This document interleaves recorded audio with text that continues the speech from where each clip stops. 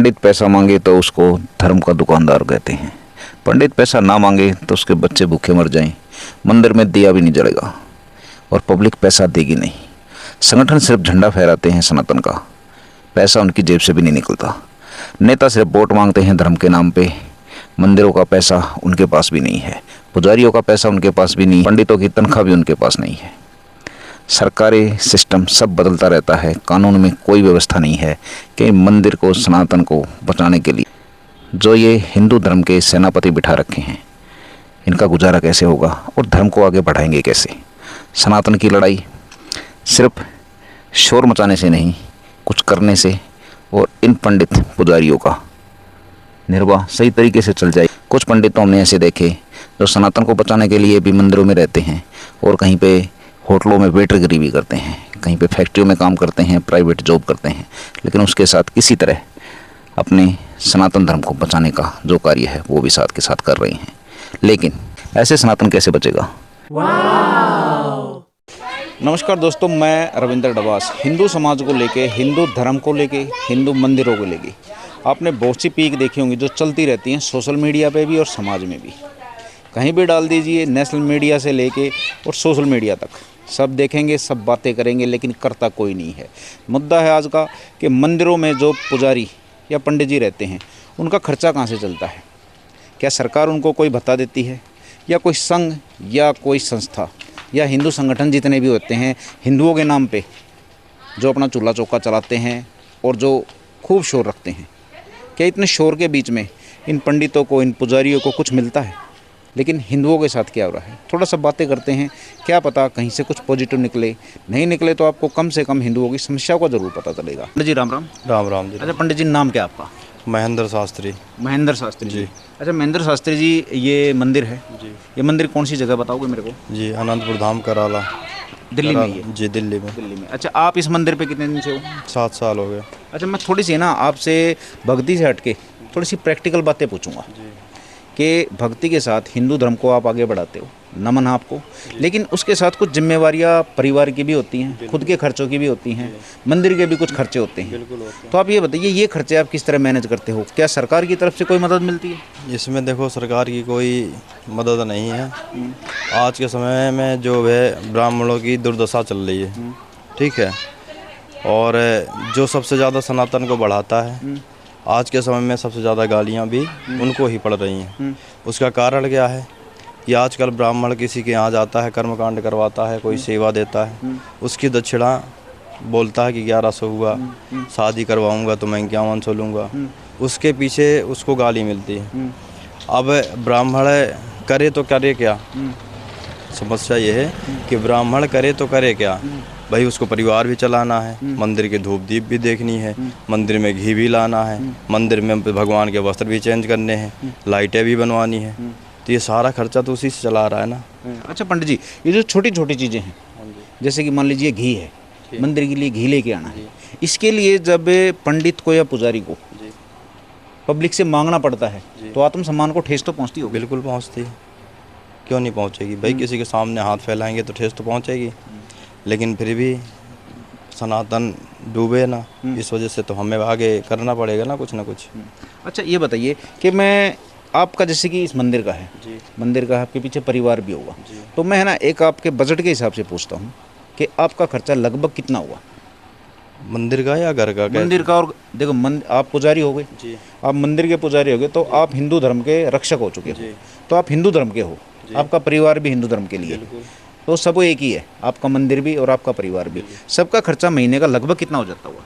सबका मान के चलो कि 15 से 20 हज़ार बैठ जाता है। 15 से 20 हज़ार। अच्छा, 15 से 20 हज़ार में कोई भी हिंदू संगठन, संस्था या सरकार की तरफ से कोई मदद नहीं? ना, कोई मदद नहीं है, बस जो मदद है हमारे ईश्वर की है, परमात्मा की है, जिसके सहारे बैठे। फिर तो समस्याएं काफ़ी होती होंगी। बहुत ज़्यादा, बहुत ज़्यादा। तभी तो करते भाई, लोगों के यहाँ जा रहे हैं, हवन पूजा करवा रहे हैं, कहीं 100 मिल रहा, 500 मिल रहा, जो होता है तो जाते हैं कि चलो कम से कम कुछ तो मदद होगी। अच्छा ये बताइए शास्त्री जी, कहीं ना कहीं दिल को ठेस लगती है कि यार वैसे तो सनातन की, हिंदू धर्म की इतनी बड़ी बड़ी बातें हैं, लेकिन छोटी छोटी चीज़ों पे हमको झुकना पड़ता है? जी बिल्कुल होता है, लेकिन सबसे बड़ी बात ये है ना कि जो सनातन है अपने सभी धर्मों में श्रेष्ठ है सनातन, और आज सबसे ज़्यादा उसी को अनदेखा किया जा रहा है। तो अब जैसे हम लोग हैं तो ब्राह्मण हैं, तो हमको बड़ा मतलब इस दुर्दशा देखी नहीं जाती है, दुख होता है। अब इसको निभाने के लिए हम ब्राह्मण परिवार या कुछ अदर भी कह सकते हैं जो सनातन से जुड़े हैं, सनातन को महत्व देते हैं, वो अपना जी जान से लगे हुए हैं, और आप जैसे लोग हैं जो सपोर्ट करते हैं। चलो महाराज जी, मैं आपसे सिर्फ यहीं तक पूछूंगा क्योंकि आगे की बात मैं कहूँगा। देखिए, हिंदू धर्म का जो सिस्टम है आपने शायद देख लिया होगा, यहाँ से सिर्फ हम शुरुआत कर रहे हैं। मंदिर पे लेके जाएंगे, अलग अलग पुजारियों से मिलवाएंगे, पंडितों से, सबकी दुर्दशा सिर्फ एक ही है, लेकिन आज आपको बिल्कुल आमने सामने करवाते हैं। तो आपको इनकी मदद नहीं, आपको इनका साथ देना चाहिए, क्योंकि इनका साथ दोगे तो हिंदू धर्म कहीं ना कहीं टिक जाएगा। वरना फिर आप बोलते हो कि हिंदू हिंदू के साथ नहीं है, हिंदू असल में अपने मंदिरों के साथ भी नहीं है। देखिए, मंदिरों पे मंदिर अभी चल रहे हैं, लेकिन जो सर्वे है वो बड़ा निराशाजनक है।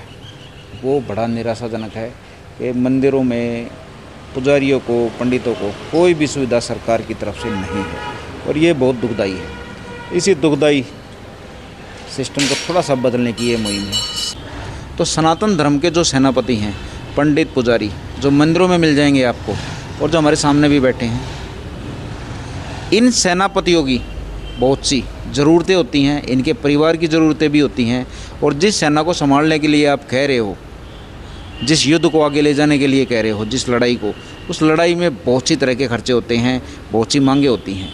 लेकिन आपने क्या किया, सेनापति खड़े कर दिए, हथियार उनको दिए नहीं।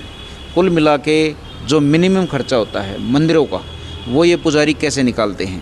सरकार की तरफ से क्या कुछ अनुदान मिलता है? क्या कोई संस्था या संगठन जो झंडे लेके घूमते रहते हैं श्री राम के, हनुमान जी के, क्या वो संगठन इनको मदद करते हैं?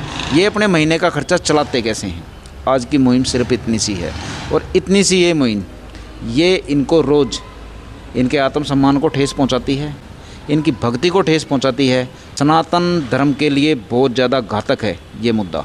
अगर ये मुद्दा सोल्व नहीं हुआ तो आप समझिए कि आपका सनातन धर्म, मैं हिंदुओं से बात कर रहा हूँ, जिसका आप झंडा घर घर फहराते हो, वो कितना खतरे में है। बात करते हैं पंडित जी। राम राम। राम राम जी। अच्छा पंडित जी, नाम क्या आपका? राम रतन पांडे। राम रतन पांडे जी। अच्छा पंडित जी, हम कौन सी जगह बैठे हैं? ये कराला आनंदपुर धाम शिव मंदिर। शिव मंदिर। अच्छा ये बताइए, शिव मंदिर है तो आप इस मंदिर में कितने दिन से हो? हमारे को 11 साल हो गई। 11 साल। आप पूरा संचालक संभालते हो यहाँ? जी हाँ। अच्छा, सुबह से शाम तक की थोड़ी गतिविधि बताओगे मेरे को? कितने बजे आते हो, क्या क्या करना पड़ता है? थोड़ा न, हम वैसे हम यहीं रहते हैं, करीब 5 बजे मंदिर खोल देते हैं। अच्छा, 24 घंटे रहते हैं यहीं पे? हाँ हैं? हाँ जी। अच्छा गुरुजी, आपके परिवार में कितने जन होंगे? हम मतलब 6-7 लोग। 6-7। हाँ। अच्छा ये बताइए, 6-7 बंदों को अगर लें, मैं थोड़ी खर्चे पे बात कर लेता हूँ आपसे, हैं, और मंदिर का जो खर्चा है वो भी पुजारी के जिम्मे आता है। तो आप ये बताइए, इसको हम लगा लेते हैं 25-30 हज़ार, मंदिर का और घर का खर्चा आराम से हो जाता है। कैसे निकालते हो? क्या सरकार देती है? नहीं, सरकार नहीं देती। कोई संगठन? कोई संगठन नहीं। कोई स्थानीय नेता या कोई संस्था? नहीं, ऐसा कुछ नहीं। आपने कह दिया नहीं, तो फिर कैसे निकालते हो? फिर जैसे मतलब पाठ पूजा करके ही ऐसे घूमते हैं, मेहनत करके ऐसे निकालते हैं। मतलब कि आपको खुद मेहनत करनी पड़ती है? हाँ जी। हैं? हाँ जी। ये शायद महाराज जी, ये शायद गंभीर मामला नहीं है? नहीं है तो गंभीर, पर जैसे चल रहा है वैसे चला रहे। अच्छा ये बताइए, मैं एक थोड़ा सा ना फिगर पकड़ लेता हूँ। मान लीजिए हमने 30,000 रुपये पकड़ लिए। 30,000 रुपये आज के टाइम में कोई बड़ी चीज़ नहीं है मंदिर के और घर के खर्चे के लिए।